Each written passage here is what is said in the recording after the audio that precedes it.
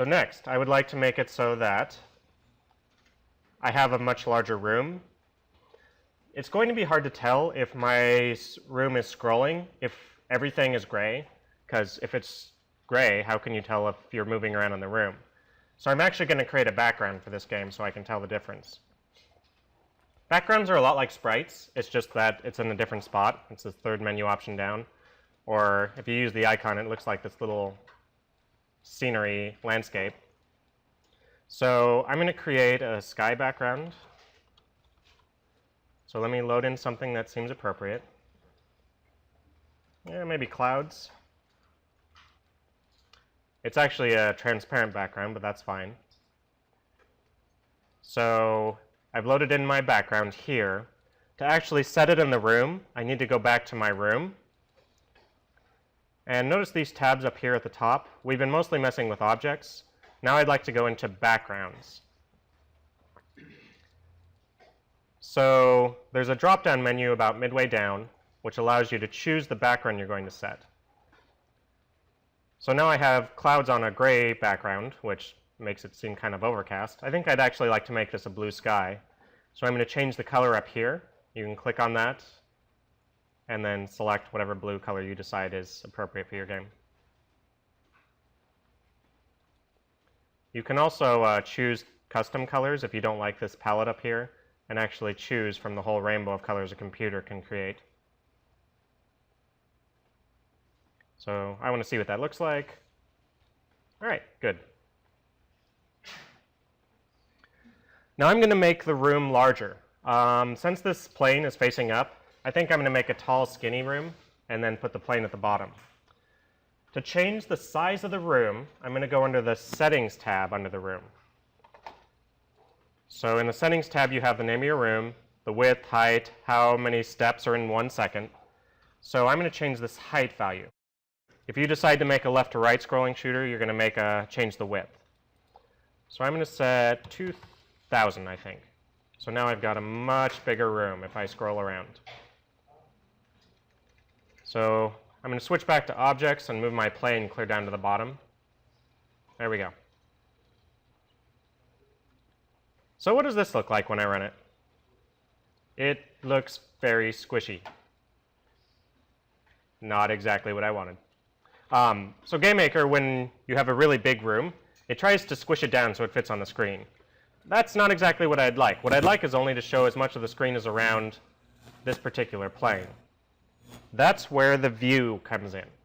So under the Views tab of the room, I need to set up a view. So a view is basically a smaller window which looks at a part of the room. To make this all work, what I'm going to do is I'm going to click this top checkbox, Enable the Use of Views, make it visible when the room starts, and now I would like to make sure that it's following this plane object. So down at the bottom, it says which object you're following. Well, that's going to be my plane. So if I run this, notice that I see a much smaller part of the room, and it scrolls with me. Now, if I go off the left or right side, the room doesn't go that way. It only goes up and down. So I'm still going to go off the left and right edges. That's all right. And also, if I continue going up, eventually I'm going to reach the top of the room and go off the top as well. So it only shows you what's within a room. Now, it doesn't scroll until I'm pretty close to the edge. I think I want this a little more centered. So there's another setting I need to change. At the bottom, where object following is, there's this H-bore and V-bore. Those are the borders that it tries to keep around your plane. What I'd like to do is make it so that I have a lot more space around my plane. This is how many pixels it tries to keep around you. Since I'm going up and down, I'd like to have a much larger vertical border. So I'm going to try maybe 200. And that'll try and keep 200 pixels around my plane. There we go. So notice it scrolls a lot sooner.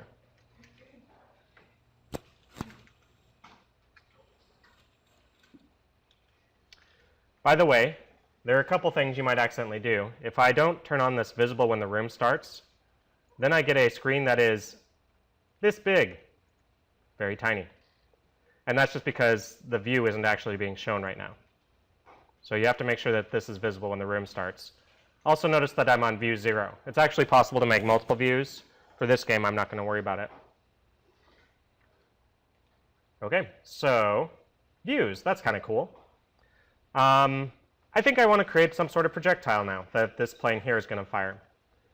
In order for that to work, I'm going to need a sprite and an object for it. So I'm going to create a new sprite for my bullet. I'm going to create a separate one for me and a different one for the enemies, because I don't want my bullet to destroy myself, and I don't want the enemy bullets to destroy each other. So I'm going to make sure I have two separate ones. Once again, to do something from the strip, I'm going to do Edit Sprite, and under the File menu, Create from Strip. So if I go grab, let's see, maybe that one. Sure, that one right there. Once again, I want to get rid of the blue background. Images, erase a color, blue's going to go away. Beautiful. Now I need to create an object that goes with that. My bullet object, it has that sprite. All right. For now, that's all I want to do. Eventually, I'll have collisions with the enemy here, but I'm going to start with that. So my plane, how does he fire in a bullet? For me, I'm going to use the space bar. You have an option here now. If you want to do rapid fire, you can use a keyboard event. That'll continually fire as long as the space bar is down. If you want it to be, you have to press the space bar multiple times, then you would do a key press. I'm going to do that for now. So I'm going to make sure that I create a bullet when I press the space bar. Main one is where the creation events happen. So I'm going to use the center one, which is a moving one. So I'm going to create a my bullet. The place I'm going to create it, I want to create it where my plane is. I could say self.x here.